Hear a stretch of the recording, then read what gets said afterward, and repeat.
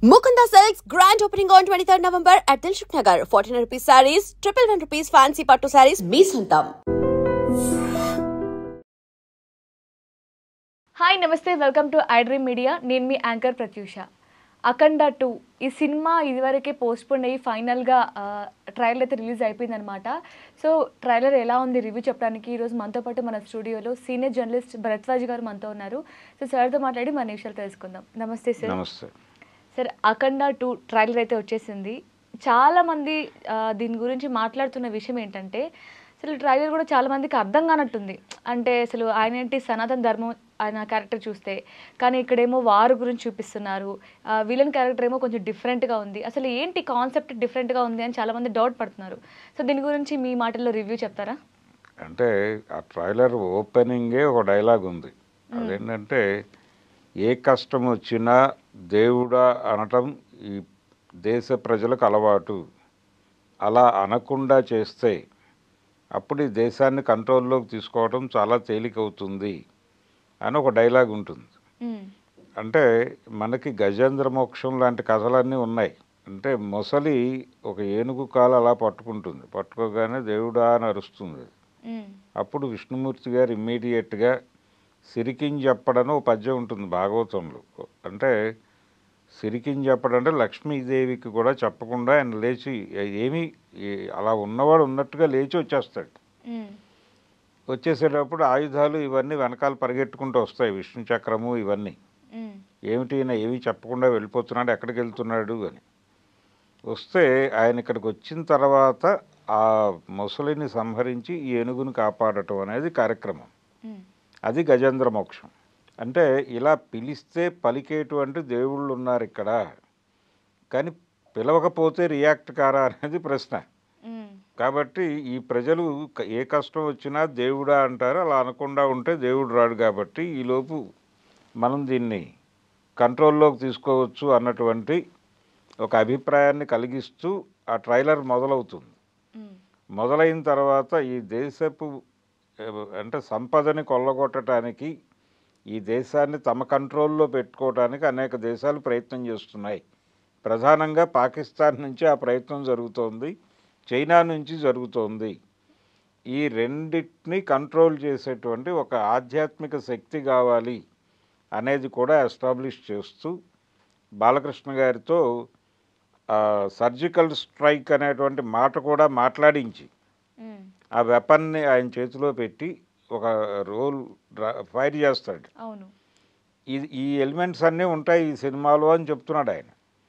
అంటే హిందూ మతం ప్రమాదంలో ఉంది అని ఏదైతే భారతీయ జనతా పార్టీ 1980 నుంచి ప్రచారం చేస్తూ వస్తుందో ఆ వాదనని తెర మీద చాలా ప్రభావవంతంగా ఎమోషనల్గా చెప్పే సినిమాగా నాకు అఖండ 2 అనేది అర్థమైంది. అయితే అఖండాలో కూడా ఈ ఎలిమెంట్స్ ఉన్నాయి, కానీ దానిలో సినిమా కథ అంతా కూడా ఆ కుటుంబానికి, ఆ విలేజ్కి, ఆ ప్రాంతానికి పరిమితమై నడుస్తుంది. వాళ్ళు కష్టాల్లో ఉన్నప్పుడు ఈ అఘోరా వచ్చి ఆదుకుంటాడు, అంతవరకే, లిమిటెడ్ ఏరియా అది. ఇప్పుడు ఈ సినిమాకి వచ్చేసరికి ఆయన కేవలం ఒక ఎలిమెంట్ కాదు, అఘోరా మీదే మెజారిటీ సినిమా నడుస్తుంది. ఈ అఘోరా భారతదేశం ఎదుర్కొంటున్నటువంటి అనేక సమస్యల్ని అడ్రస్ చేసి, ఇప్పుడు అందులో జీర్ణ దేవాలయ ఉద్ధరణ అనే ఒక కార్యక్రమంతో నడుస్తాడు ఆయన అక్కడ అఘోరా అఖండాలో. ఇందులో అలా కాదు, భారతదేశం ఎదుర్కొంటోంది అని ప్రభుత్వం చెప్తున్న అనేక సమస్యల్ని ఈయన పద్ధతిలో ఈయన అడ్రస్ చేసి అటాక్ చేస్తాడు. ఇది సినిమా స్క్రిప్ట్. అందుకని భారతీయ ఆత్మ ఉంది ఈ సినిమాలో అని బోయపాటి శ్రీను గారు ప్రతి మీటింగ్లోనూ చెప్తూ వస్తున్నాడు. నిజంగా హిందూ మతం ప్రమాదంలో ఉందా, పాకిస్తాన్ నుంచి ప్రమాదంతో ఉందా, చైనా నుంచి ప్రమాదంలో ఉందా అంటే అటువంటి పరిస్థితి ఏం లేదు. ఏమీ లేకుండా ఇస్లాం నుంచి హిందూ మతం ప్రమాదంలో ఉంది అనే మాట కూడా తప్పే. అయినప్పటికీ ఇవన్నీ ఈ మిత్తు వాళ్ళు కల్పిస్తున్నారు. అంటే ఓటర్ని కన్సాలిడేట్ చేసుకోవడం కోసం వాళ్ళు చెప్పిన మాటల్ని ఈ సినిమా ద్వారా మరింత ప్రభావవంతంగా చెప్పడం. ఆయన ఎన్డీఏలో భాగస్వామిగా ఉన్నాడు నందమూరి బాలకృష్ణ గారు. ఆయన తెలుగుదేశం పార్టీ ఎన్డీఏలో ఉంది ఇప్పుడు. కాబట్టి ఒక రకంగా ఎన్డీఏ భావజాలాన్ని ఈయన తన సినిమాలో ప్రచారం చేసే పద్ధతిలో నడిచింది ఆ సినిమా ట్రైలర్ అంతా. సినిమాలో కూడా ఇదే ఉంటుంది. సార్ యాక్టింగ్ విషయానికి వచ్చినట్లయితే మనం ఈ సినిమాలో చూస్తే క్యారెక్టర్ వైజ్ చాలా మంది పేరున్న యాక్టర్స్ ఇందులో యాక్ట్ చేసినట్టు తెలుస్తుంది. అంటే ఇప్పుడు హీరోయిన్ కావచ్చు, విలన్ కావచ్చు, అండ్ ఇంకా సమ్ క్యారెక్టర్స్ కూడా చాలా పెద్ద పెద్ద వాళ్ళని కూడా పెట్టినట్టుంది. అంటే ఎందుకు అంటారంటే సినిమా వాళ్ళ వల్ల అయినా సరే హిట్ అవుతుంది అని? లేదు అదేం లేదు. అంటే కంటెంట్ని నమ్ముకుని దాని మీద ఆర్టిస్టులు ఎవరు ఉంటే బాగుంటుంది అనేది డిజైన్ చేసుకుంటూ వెళ్ళారు. ఆది పినిశెట్టి కనిపించాడు. అంటే ఇతర మతాలకి ఆయన అందులో డైలాగ్ ఉంది ఆ ట్రైలర్లోనే, మిగిలిన దేశాల్లో మతాలు ఉంటాయి, ఇక్కడ ధర్మం ఉంటుంది అని. అంటే ఈ దేశంలో హైందవ ధర్మంతో పాటు ఇస్లాం ధర్మము ఉంది, క్రైస్తవ ధర్మము ఉంది. నిజంగానే మతం నుంచి ప్రమాదం ఉంటే 1000 సంవత్సరాలు పరిపాలించారు ముస్లిం రూలర్స్ ఇక్కడ. 200 సంవత్సరాలు క్రైస్తవ రూలర్స్ పరిపాలించారు ఈ దేశాన్ని. ఆ టైంలో వాళ్ళు వాంటెడ్గా మత మార్పిడులు జరిపేసి ఉంటే ఒక హిందూ ఉండేవాడు కాదు ఇక్కడ. కానీ ఈ రోజుకి హిందూ మతమే మెజారిటీ మతంగా నడుస్తోంది. అంటే వాళ్ళు ఏం చేయలేదు అనేటువంటిది అర్థం. అలాంటప్పుడు ఆ మతాల నుంచి దీనికి ప్రమాదం ఉందని ఎలా ఎస్టాబ్లిష్ చేస్తారు వీళ్ళు అంటే, వాళ్ళు ఉగ్రవాదులు, వాళ్ళు చాలా ప్రమాదాలు చేస్తారు ఇలా. అంటే ఇస్లాం మతం అనేది ఉగ్రవాదానికి ఒక సింబల్గా మార్చి పడేసి మాట్లాడుతున్నారు. ఇవన్నీ బాలకృష్ణ గారు మాట్లాడతారు ఈ సినిమాలో. ఇవన్నీ ఉంటాయి. ఈ ఏరియాలో ఒక్కొక్క ప్రాంతానికి, ఇప్పుడు చైనాని రిప్రజెంట్ చేయడానికి ఒక భారీ విలను, పాకిస్తాన్ని, ఉగ్రవాదాన్ని, ఇస్లాంని రిప్రజెంట్ చేయడానికి 2-3 భారీ విలన్లు, అలాగే వీళ్ళకి తొత్తుగా ఉండి హిందూ మతంలో కోవర్ట్ ఆపరేషన్లు చేసేటువంటి క్యారెక్టర్లుగా ఆది పినిశెట్టి నటించబోతున్నాడు. కాబట్టి అతన్ని కొట్టాలి, వాళ్ళని కొట్టాలి, ఇంతమందిని కొట్టడం అనే ప్రోగ్రాంలో భాగంగా ఒక ధార్మిక ఆధ్యాత్మిక హీరోయిజం. అంటే మనకి ఇప్పటిదాకా ఎంటర్టైనింగ్ హీరోయిజము, ఎమోషనల్ హీరోయిజము ఇలాంటి కంటెంట్లు అన్నీ ఉన్నాయి. యాంటీ క్లాక్ వైజ్ హీరోయిజం అని పూరి జగన్నాథ్ గారి పద్ధతి. అంటే రొటీన్ హీరోలకి భిన్నంగా ఆయన హీరో ఉంటాడు. హీరో అనేవాడు ఎలాగైనా ఉండొచ్చు, ఇలా కూడా ఉండొచ్చు అన్నట్టుగా ఆయన క్యారెక్టర్ డిజైన్ చేస్తాడు. వీ వాంట్ బ్యాడ్ బాయ్స్ అని ఒక పాట కూడా పెట్టుకున్నాడు ఆయన సినిమాలో. కాబట్టి ఒక రకమైనటువంటి బ్యాడ్ బాయ్ ఆయన హీరో. బోయపాటి గారు ఈ సినిమాలో ఒక ఎమోషనల్ స్పిరిచువల్ హీరోని ప్రజెంట్ చేయాలి అని అనుకుంటున్నాడు. ఒక రకంగా ఇది హిందూ మతోగ్రవాదంగా కూడా చూడొచ్చు దీన్ని. ఈ క్యారెక్టర్లో ఆయన బిహేవియర్ని, ఆయన అగ్రెసివ్నెస్ని, ఇవన్నీ అలా ఒక బలమైన అంటే ప్రతి ఒక్కడు ఆ క్యారెక్టర్తో రిలేట్ అవుతారు అనేది ఆయన ఉద్దేశం.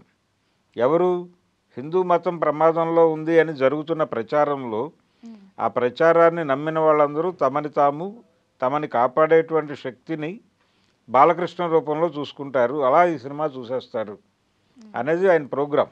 అందుకని ఈ సినిమా తీసాడు. అదే అంటే హిందీ మార్కెట్లో కూడా రిలీజ్ అవుతోంది ఈ సినిమా.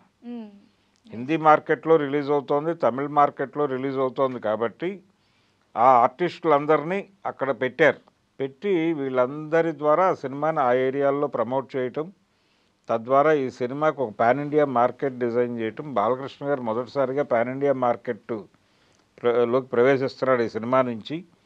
1000 కోట్లు టార్గెట్ అని చెప్తున్నారు. మరి 1000 కోట్లు సాధిస్తుందా లేదా అనేది చూడాలి.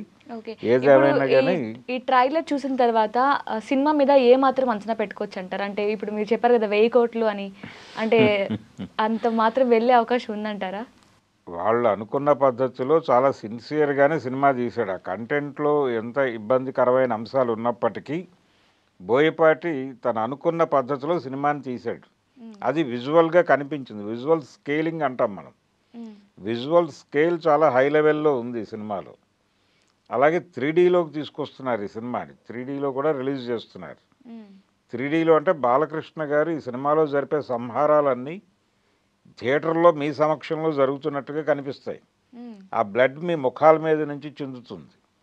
కాబట్టి థియేటర్లో కూర్చున్న ఆడియన్స్ మరింత ఎమోషనలైజ్ అవుతారు. ఈ ఎమోషన్ని హై లెవెల్కి తీసుకెళ్ళడమే ఆ సినిమా విజయం. అలా డిజైన్ చేసుకున్నాడు. 5వ తారీఖు రిలీజ్ అవుతుంది, డిసెంబర్ 5. ఏ ఫలితాలను ఇస్తుంది అనేది అప్పుడు మళ్ళీ విడిగా మాట్లాడుకుందాం. Okay, thank you so much sir. Thank you. And for more videos, Please subscribe to iDream. Please subscribe to iDream. Please subscribe iDream. And please subscribe to iDream. For more videos, subscribe to iDream. please like, share and subscribe to the channel. Congratulations, iDream. Subscribe to iDream. Subscribe to iDream. So subscribe to iDream Media. iDream ki iDream team andarki huge congratulations. Please subscribe iDream Media. Please subscribe to iDream. Subscribe iDream. Please subscribe to iDream.